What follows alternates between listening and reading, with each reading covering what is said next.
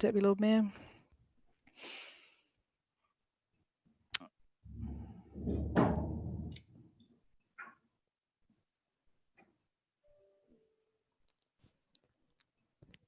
Okay, looks like we're good to go.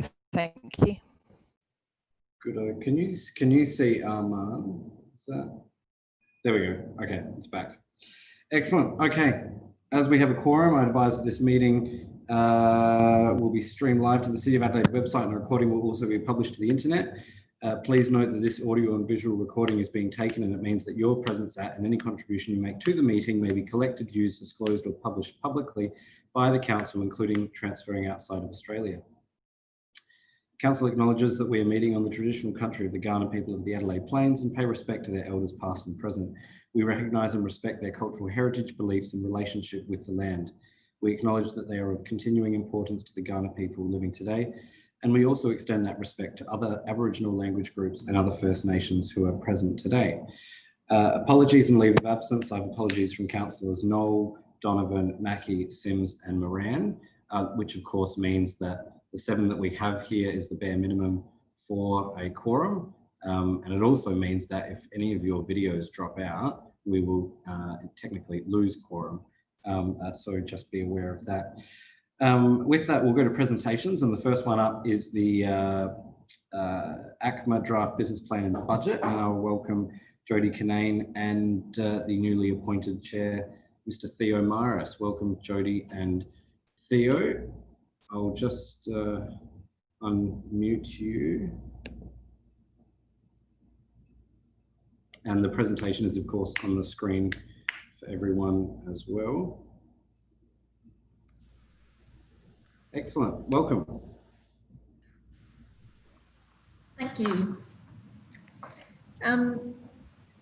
I'd just like to start off by thanking Council on behalf of the Adelaide Central Market and the traders for the financial support package that was provided with that quick decision back on the 1st of April. It kept our network of small businesses trading and allowed the Adelaide Central Market to keep fully open through even the toughest of the COVID restrictions. So we could continue to provide an essential service to the community. So I haven't been in front of a council since then, so just a quick thank you to start. So on to our business plan and budget. As per our charter, we bring our business plan and budget to council each financial year for approving. If we just go to the next slide.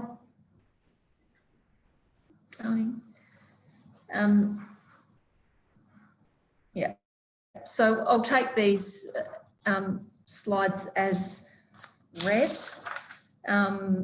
Obviously our business plan is based, I'm just looking at which slides you're bringing up, sorry. Our business plan is based on our 4 strategic pillars, which are our customers, traders, business and precinct. And each year we set our strategic priorities and business action points around these 4 strategic pillars. So I'll just move through these slides. Thanks, Jenny. I'll just take these ones as read. So it's our customers, our traders, our business, and our precinct.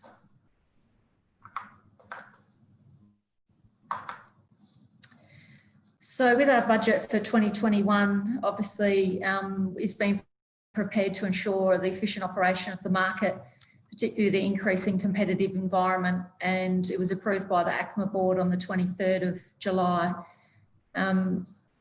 All the assumptions of the budget are under the current charter, which was established in 2014, and the charter and the head lease and operating agreement will be reviewed in conjunction with City of Adelaide, hopefully later this year. So we'll just take those budget assumptions as read. So the budget was obviously prepared at a point in time, and we've used the assumptions at that point in time. You can see the position that we're putting forward for 2021. Effectively, we have an income that we're projecting of $8.7 million, which is split evenly really between the car park and market complex income. We have expenditure of $6.3 million, and we have an expense of rent to the City of Adelaide and New Park for $3.2 million, which puts us in an unfavourable position of $800,000. We're requesting an arcade redevelopment priority amount of $210,000. So the operating cash position that we're putting forward for 2021 at this point is unfavourable position of $1 million. Obviously, the ACMA board and led by our new chair, Theo Maris, and myself, want to ensure council that will be acting in a very purposeful way to ensure the efficient operations of the market, and are looking to move the profit and loss to a more favourable position. So looking at the slide we have here, so in 18-19, our actual position, as you can see there, was $250,000 favourable. When the budget was put up that year, it was originally an unfavourable position of $400,000, but we were able to adjust some of the operations to put it into a favourable position. In 19-20, the QF3 forecast there, obviously we did the QF3 forecast right in the midst of COVID, and we did actually put forward an unfavourable position of $493,000. Now, as we know, in this environment, it's very fluid and things change very quickly. People came back to the market and changed their shopping habits, and with COVID restrictions lifting and our dwell time increasing, it did allow our car park income to recover quicker than we thought. So for QF3, the forecast was unfavourable $493, but we do believe that we're going to end up our actual position for 19-20 closer to a break-even position. So I'm stepping through this history because although we're obviously putting forward at this point in time that unfavourable position, we will be doing everything we can to claw this position back and get to the best financial outcome that we can for the market and the city. So if we just head through the next slides. So that just splits out our income. So like I said, our income for the year is projected at $8.6 million, split fairly well 50-50 with car park and market complex. Expenditure, $9.5 million. Again, it shows that our expenditure is $6.3 million there, plus we pay a head lease and New Park fees of $3.2 million is those grey lines there, which means our total operating expenditure is $9.5 million.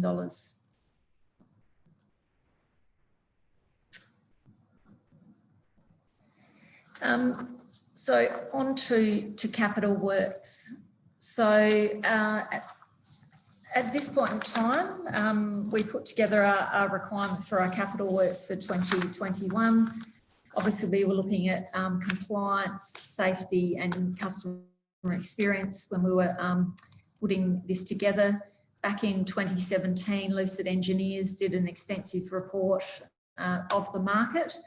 And over recent years, we have been acting on those recommendations by the consultants and engineers to bring the market back to a standard to ensure that it's compliant and safe and a positive customer experience.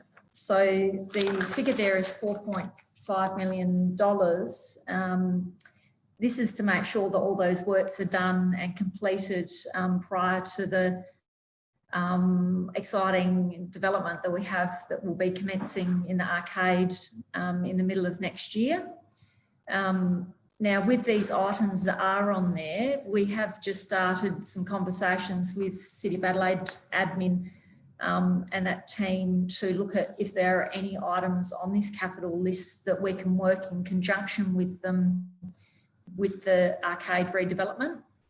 because we will absolutely ensure that we will only proceed with the capital items that aren't going to be replicated or supported with the development next door. So we will continue to work with City of Adelaide admin to ensure that we get the best outcome for both sites at the market and the extension of the market with the arcade redevelopment.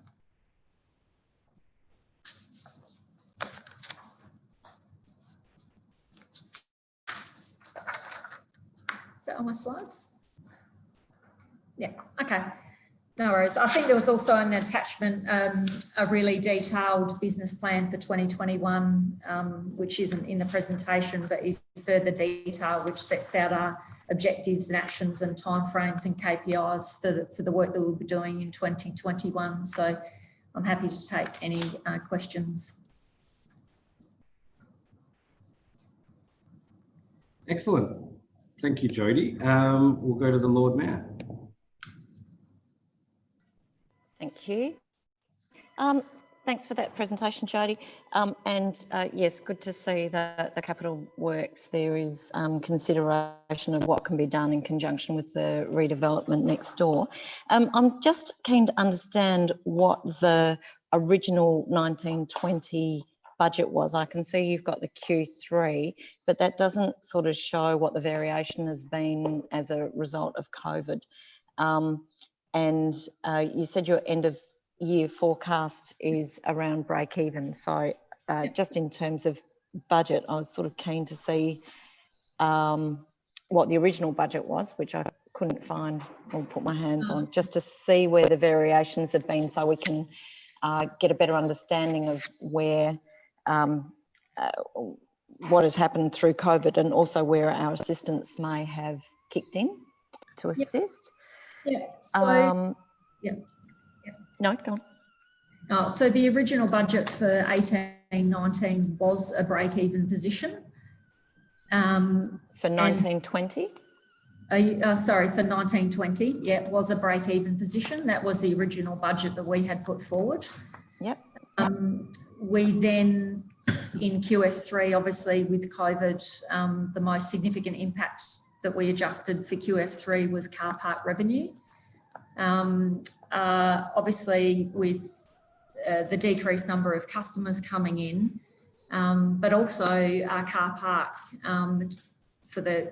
is the first hour is free.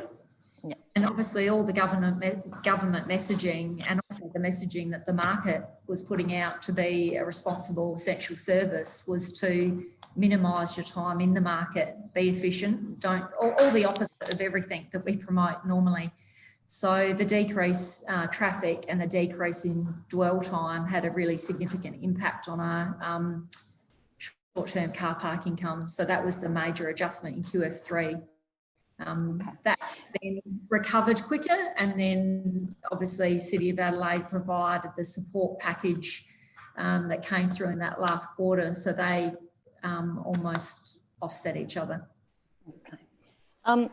Could I just clarify if the Mark through you, Chair, to the CEO, if the $4.5 million has been factored into our forward budgets, the capital works?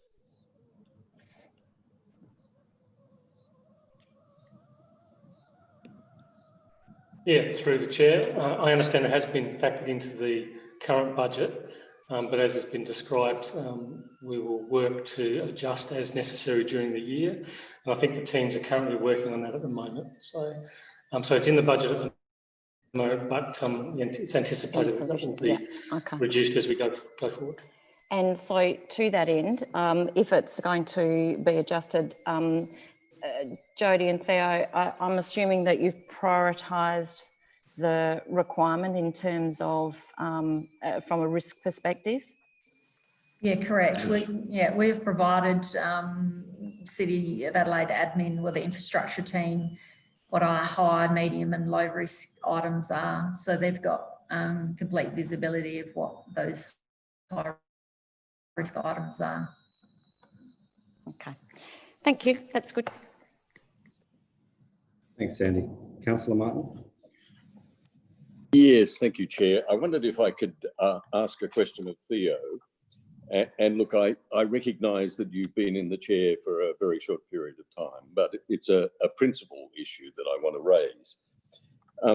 And backgrounding it first by saying that ACMA has a fairly substantial debt to the city of, I'm told, about $17 million, 3.4 million from last year, 5.5 coming this financial year.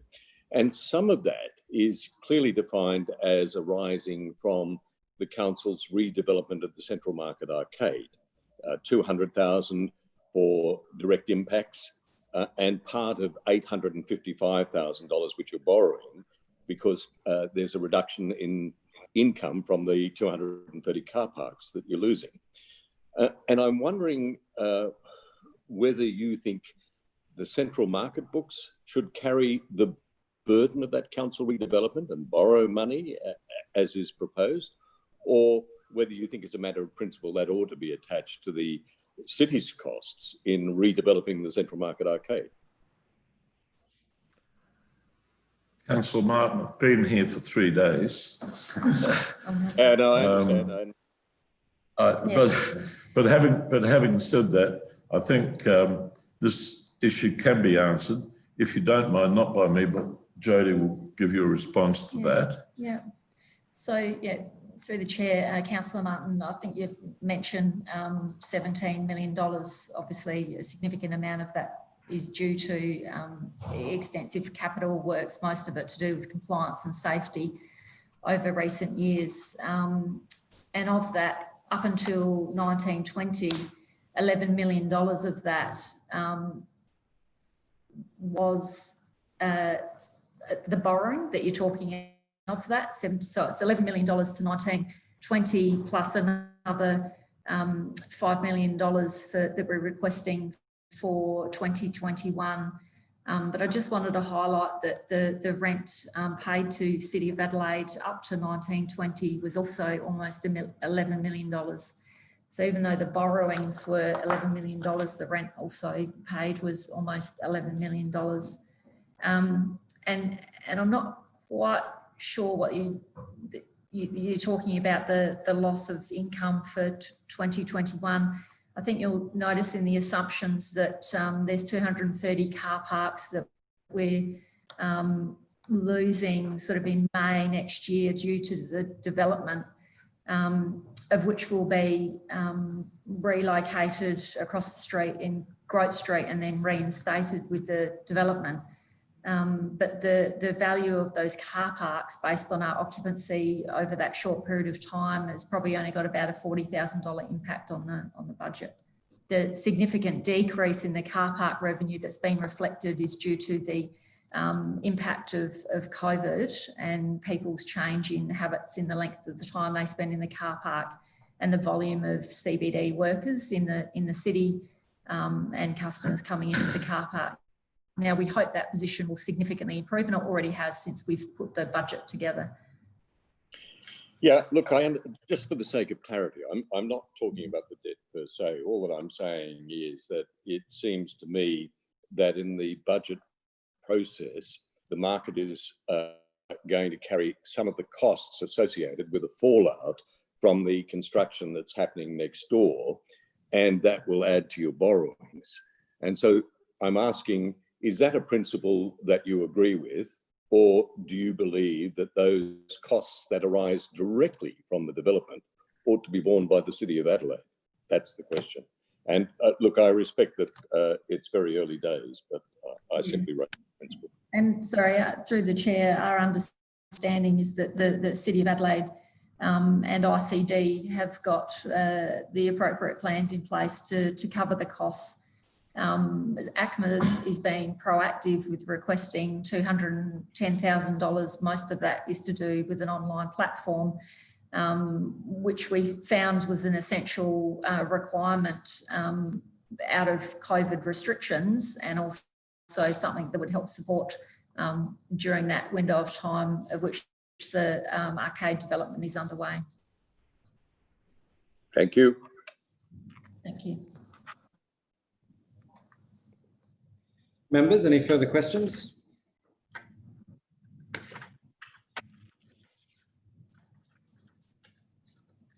No? Okay. I just want to thank you, Jody and Theo, for the work that you've done in pulling this together. Obviously, I'm on the board, so I understand it well, and I know how much effort goes into preparations of these sorts of things.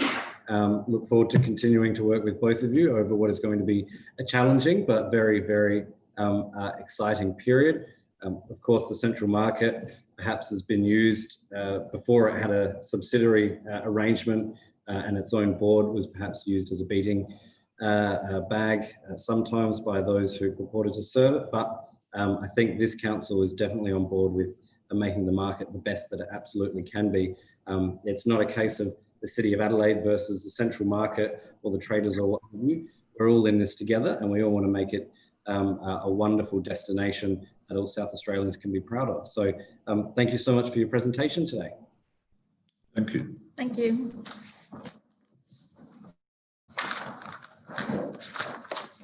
And then we move on to 3.2, which is the presentation of the RMMA draft business plan and budget. And we'll welcome Joanna Williams and also chairman of their board, Mr. Peter Joy. Welcome. Hi everyone. Hi. Thank you for having us. I would also like to just thank the council for the support that was provided to all of the Rundle Mall traders at the beginning of the COVID period and all the financial relief that was given through the waiving of the levy for Q4. So thank you to council and the support that was provided to all the traders in the mall. I know that you've seen the report and the budget, so I'll take the majority of it as read, but I'll touch on a few of the highlights and a couple of the top line budget numbers and then answer any questions that you've got. So our budget and business plan have been developed in line with the Rundle Mall Charter and have been approved by our board on the 18th of May. This is our final year of delivery against a 4-year strategic plan for the mall, and all of the actions that we've outlined in our business plan have been budgeted for. This has obviously been a fairly challenging time for all of our retailers and the businesses in the mall, but the primary focus still remains for us to be the premier retail destination for South Australia. We've got 3 main priorities in the mall, which are to attract, stay and enjoy. Our objective is really about attracting more people in the mall to come and visit, encouraging them to stay longer and ultimately ensuring that they enjoy their experience when they're there.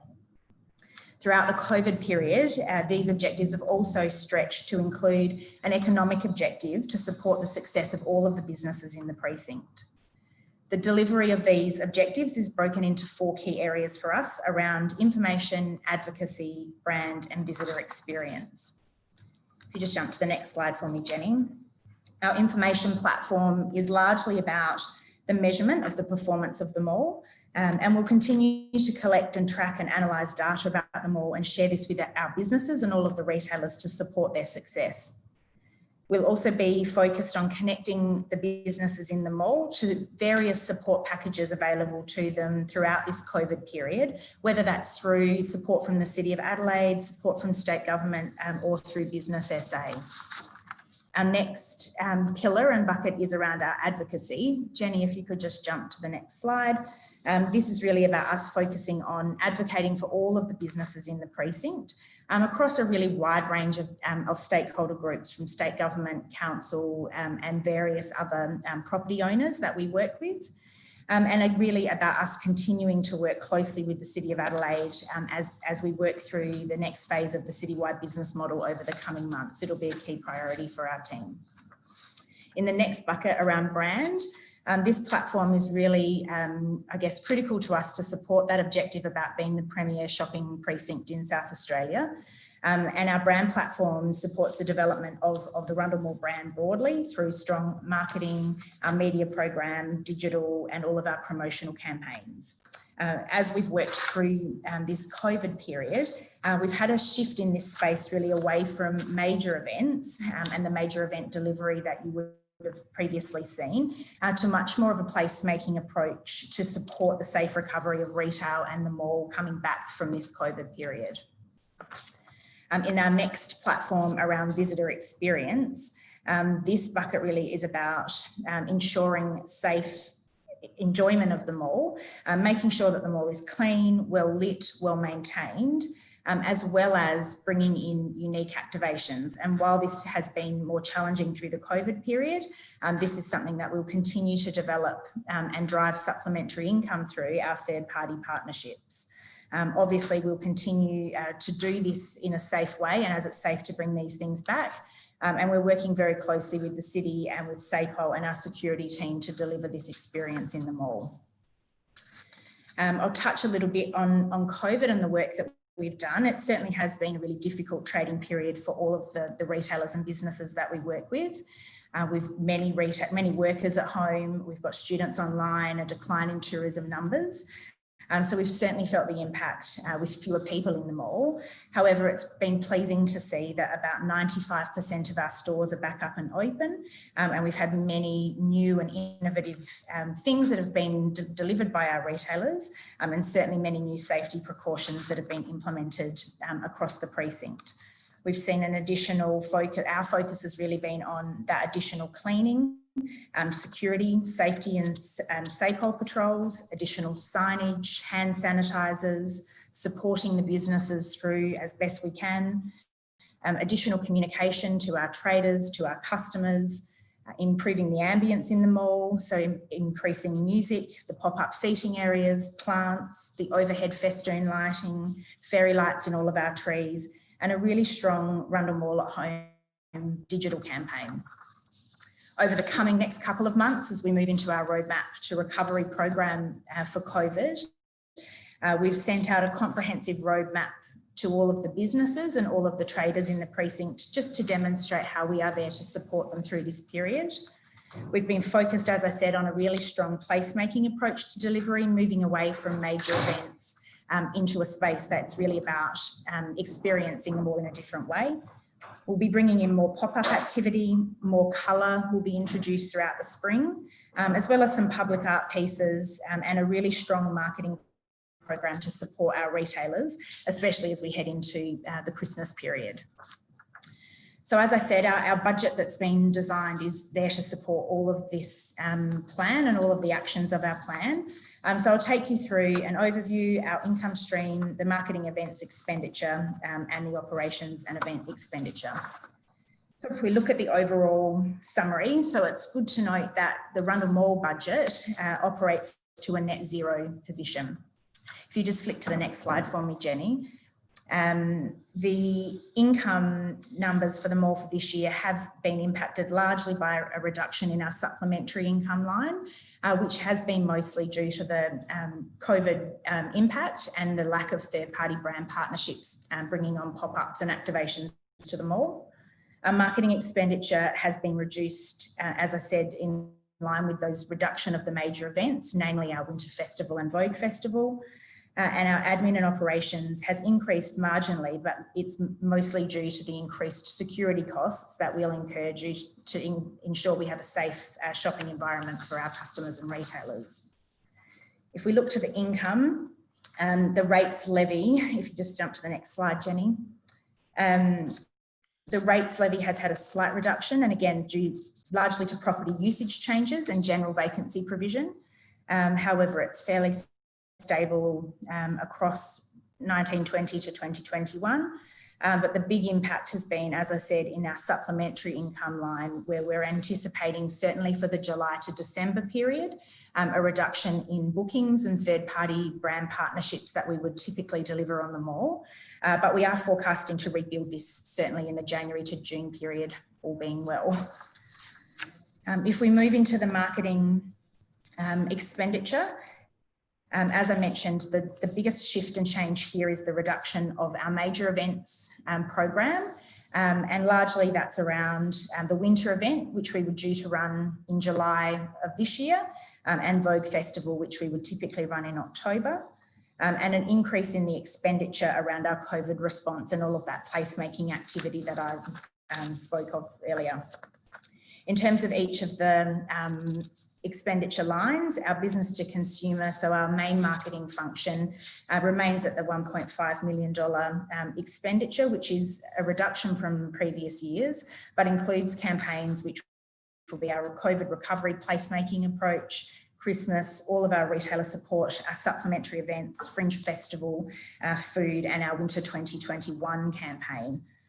Our B2B campaigns, our business-to-business marketing campaigns, has no shift from last year, and this is about supporting through communications, education and training with our precinct businesses. Our digital changes are largely due to, in 1920, we delivered a new website for Rundle Mall, and for 2021, our digital platform will be a continuation of the new website, as well as all of our social media platforms and channels throughout the year.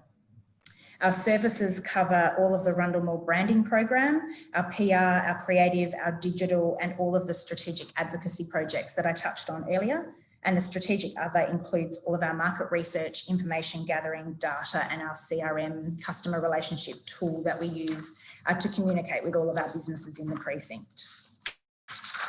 If we look to our admin and operations expenditure, as I said on the next slide, Jenny, most of these increases and changes here are due mostly to an increase in security costs.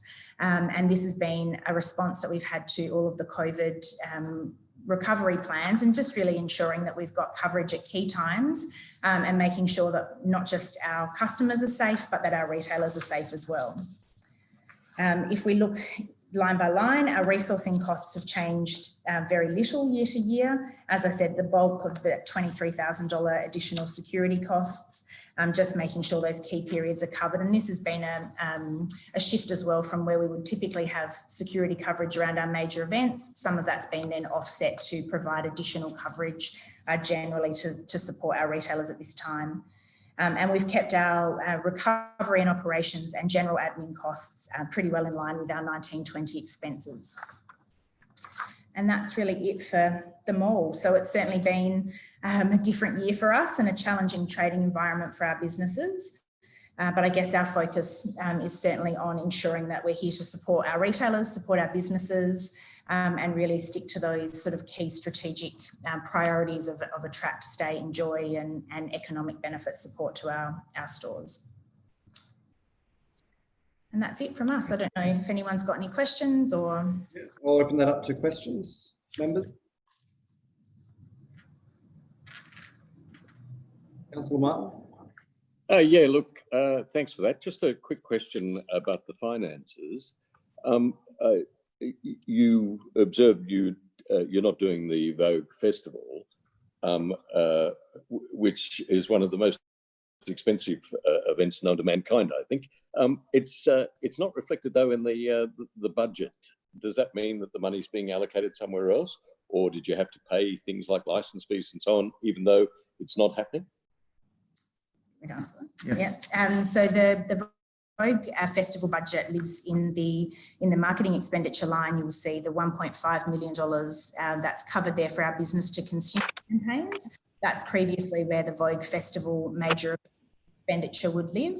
And so that money has been reallocated largely to all of the COVID placemaking support program that we're delivering for this year. So it's still reflected in the business to consumer campaigns and our marketing efforts, and just reallocated to our COVID response. Okay. And a couple of other quick questions, if I may. How do you actually ensure safety in such a public area? I was there today, and you know, there are people who have no concept of social distancing. So how does Wilson, it's Wilson's, isn't it, who do the security work there? How do they actually manage to ensure social distancing and safe practices in that public realm? We have, I guess, several ways that we have increased and improved our safety. I mean, certainly having additional Wilson presence in the mall has been one component. We've worked very closely with SAPOL and the police through this period and ensured that we've had additional and daily patrols by South Australian Police through the mall to support, obviously, the customers that are using the mall and to support retailers in this time as well. We've also installed a whole range of different signage methods. So certainly floor decals on all of our bins, on our plinths, on key retail shop fronts as well to ensure that 1.5 metre distancing is measured. So it's certainly paramount for us. So, you know, it's a kind of multi-pronged approach in ensuring the safety as best we possibly can. Okay. And look, a question for Peter. I'm just wondering, in this environment, is there any pushback from people paying the Rundle Mall levy? That is to say, wondering whether or not they should be paying it this time, or whether it's too high, or any feedback that you're getting? I think the fact that 95% of the stores have returned to trading, I think, to partially answer your previous question, I mean, we do tread a very fine line between attracting enough people to make the stores viable and to keep them open, and also to have too many people in that space that, you know, potentially puts us at risk, either in a physical health sense or by the authorities coming down, the health authorities coming down on us. So it's a very difficult balance. I mean, in all honesty, we don't know from day to day whether we're going to have 10,000 or 20,000. We are not selling tickets. So it's something that we monitor and sort of adjust as best we can, but it's a very difficult balancing act. Okay. And look, just finally, a controversial one. Are you getting any feedback from traders? Are you seeing or hearing about anxieties, or do you have any, about the proposal or the discussion about using the Rundle Mall Management Authority as the corporate structure for a citywide business model? Is there feedback that's coming to you about that, or it's just not on people's radar? No, I think by and large, Rundle Mall Management is well regarded by the retailers. The model works for them.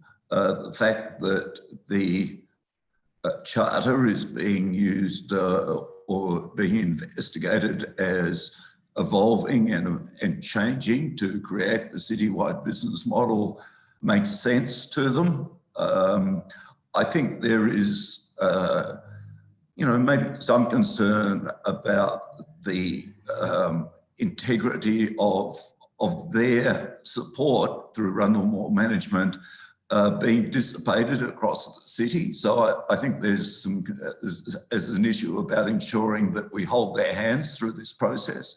But I think they appreciate that a healthy city helps them. So it's a positive. I personally haven't had any negative responses from stakeholders or retailers. I don't know if you have, Joe. But I think everyone is embracing this as an opportunity.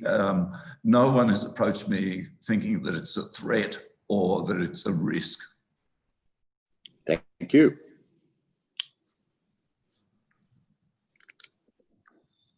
Excellent. Members, any further questions? Okay, thank you so much, Joanna and Peter. Thank you. Thank you. Members, will go on to 4.1, ACMA Business Plan and Budget. Any questions on this one?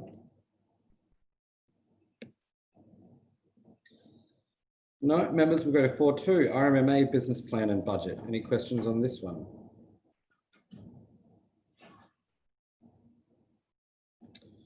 No. 4.3, QF report.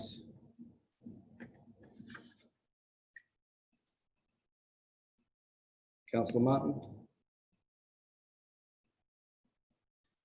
I'm happy for others to go first if they wish. No, you have the call, Councillor, please. Okay. All right. Look, just a couple of observations and a couple of questions. Look, this is, and I know it's driven by, you know, not doing anything and fining people more and all of that sort of stuff. And that's, in this context, sensational. To have an outcome that is $22 million better is great. And of course, might I just observe, strengthens the argument for things like rate cuts. But And may I also congratulate all of the staff associated for delivering the best quarterly result in years for the Adelaide Aquatic Centre. Very, very good. Just briefly though, I wonder if someone could explain to me what the action plans are in relation to Melbourne Street, O'Connell Street and Hutt Street. It doesn't say what was spent on each location, and what is the relationship between them and the council approved master plan process? Directors, can we get you to turn on?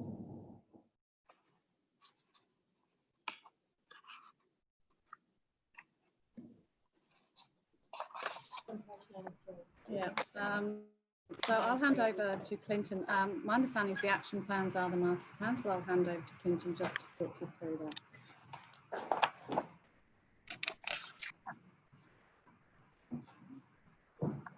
that. Thank you, through your chair. Yes, that's correct. The master plans and the action plans are one and the same.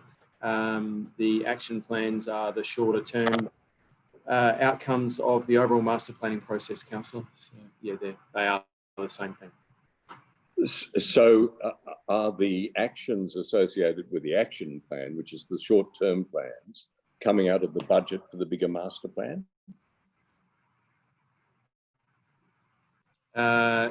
Through the chair, the council approved a budget which was in relation to developing the master plans, and those short-term actions are coming from that approved budget. Yes. Okay, is that going to compromise the master plan process? That is to say, all of the actions that are required in delivering a master plan?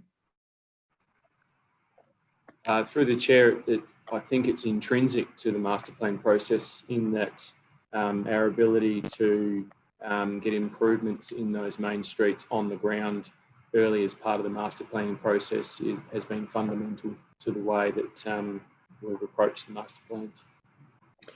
I get that, but I guess my concern is if we're spending on actions that are pre-master plan and coming out of the budget for the master plan, you're not worried then that at the end of the process you just won't have enough to do a proper master plan? Through the chair, no, that's not a concern at this stage. No. Okay. And a couple of quick questions. What is the Park 24 access and amenity improvements on page 14? Is that the Road to the Comets Football Club, or is that something else?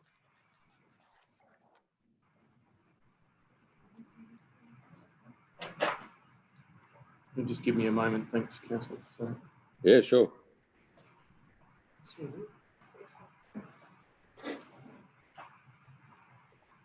We can take it on notice, need be. No, I can answer that question, Chair. So that is in relation to the roadway upgrade that runs adjacent to the Adelaide High School and adjacent to the Comets sporting facility building. So that's correct. Yeah. And is that now going to be delayed because of the matter that's come to us about the Adelaide High School redevelopment? Through the chair, no, that was delayed as a result of just some resource and limitations through the COVID period. Okay, thank you. And page 17, there's a building which there's been a hazardous material removal program directed at, but it doesn't say where it is. It's fairly significant expenditure at page 17 of the budget papers. Is that one the confidential one by the river?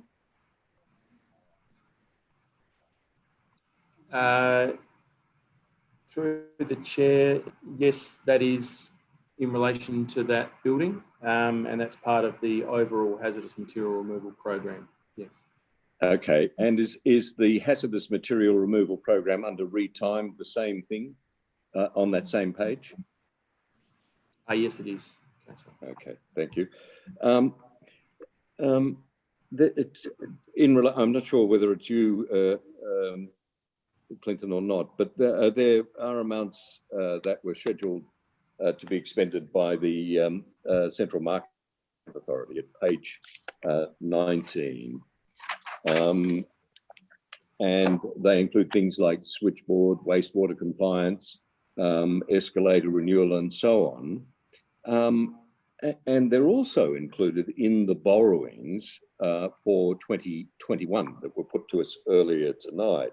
And I'm just wondering, for the sake of transparency for elected members, whether we should put the sums of money together and that then represents the cost, or indeed whether there's even more cost than that, and how we can be a bit clearer about those amounts.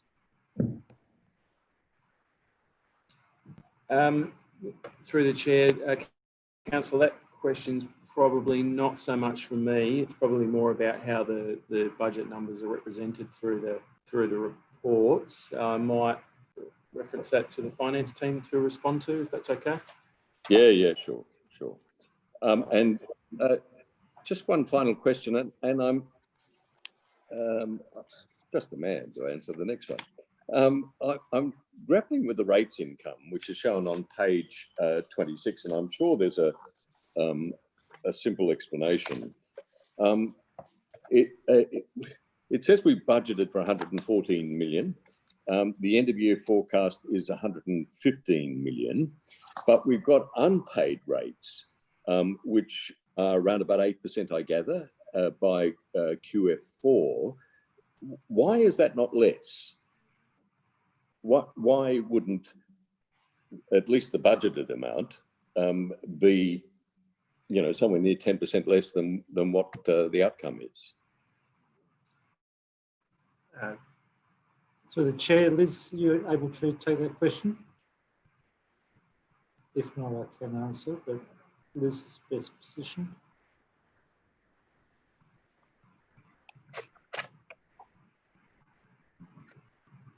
We can take it over. I'll take the question. Sorry, I'm here. Yes, through the chair, councillor, I will take that on notice, please. Yeah, sure. Look, I'm sure there's an explanation. I just can't see it. So I can elaborate from the perspective that that is income that we've earned through the rates. If the rates are not payable, then that goes on in terms of through the mechanisms through the Act that's a debt against the property. So we still record that as income in the 2019-20 financial year, and that just goes on as a outstanding debt. Got it. Yep, that's good. Thank you.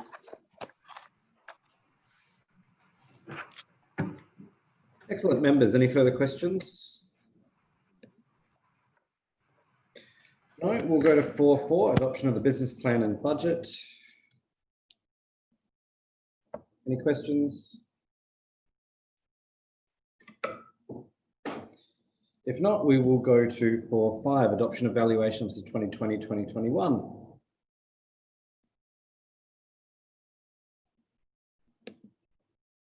Councillor Martin.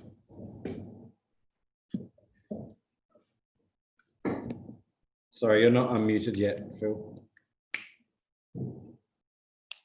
Look, I just wanted to know who were the City of Adelaide valuers referred to in the document. That's our own internal valuation team?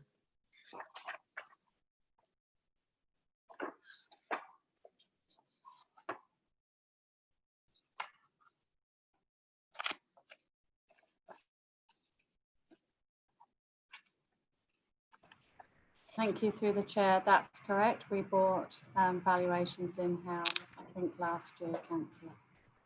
Okay, and given that it's in-house, have they been able to provide any information about the number of ratepayers who will face an increase and what that average increase looks like? I am interested across the whole board, business and residential.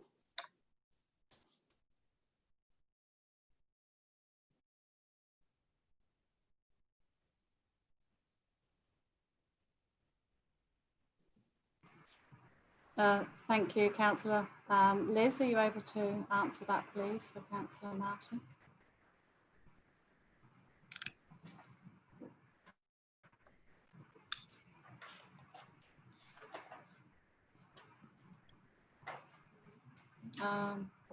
Yeah, go Liz.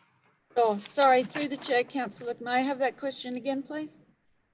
I was asking about the City of Adelaide valuers' conclusions in relation to rates, and given that they're in-house and providing information to us, what is their view on the number of ratepayers who will face an increase in the coming year, and what is the average increase across business and residential?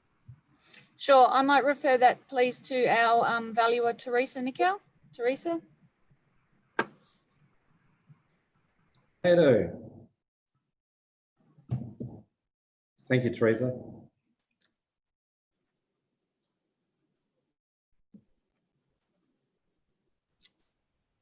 Apologies, Teresa, if you're speaking, we can't hear you. Perhaps we'll just take that one on notice. If Thank you. So, sorry, just if I could just comment. So in the past where we have tried to show an average increase, it has been quite tricky because of the variables associated with some of the assessments. So we'll certainly take that on notice to try and have that information ready for your councillor, all councillors. And I'd be quite happy to have a split between residential and non. Yeah, thank you. Thank you. Yeah, take that on notice. Apologies, we haven't. That's all right. Thank you. Right, members, any further questions? No, we'll move to 4.6, declaration of rates for 2020-2021.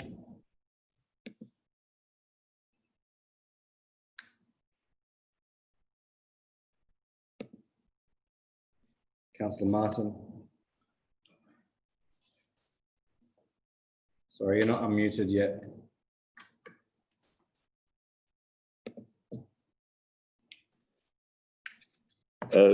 This, you'll all be pleased to hear, is my last question. I do, for the night anyway.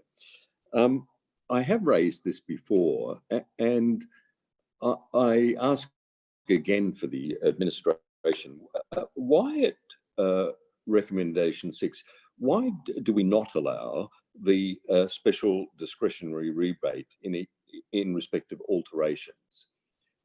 And I've asked this on previous occasions because I've had ratepayers who've done things like, there was a case in North Adelaide of an older woman who lived in a two-storey Victorian place but couldn't move upstairs because of her health. And so she put it in a lift, which instantly increased the value of the property. And so she had a very substantial increase in rates, which on review we helped with. But I just wonder why we can't be a bit more discerning about how we apply that special discretionary rebate when it comes to renovations like that. Directors, could you explain the policy settings around that matter? I'll need Liz to help. So sorry, this is my first budget in about 12 or 14 years that I've brought through councillors. So that question doesn't sound familiar to me personally, but hopefully Liz is able to help you. Thank Liz, you. could you? Oh, yes, through the chair, again, I'll refer to Teresa. She's our valuer. She'll be able to explain that more succinctly than I can. So Teresa. Is your mic working now? No, that's okay. We'll take that one on notice. Oh, thank you. Yep. All good. All right. That was the last question, Phil, on this one. Yes. Yep. Members, any further questions on this item? If not, we'll go to 4.7, declaration of Rundle Mall special rate.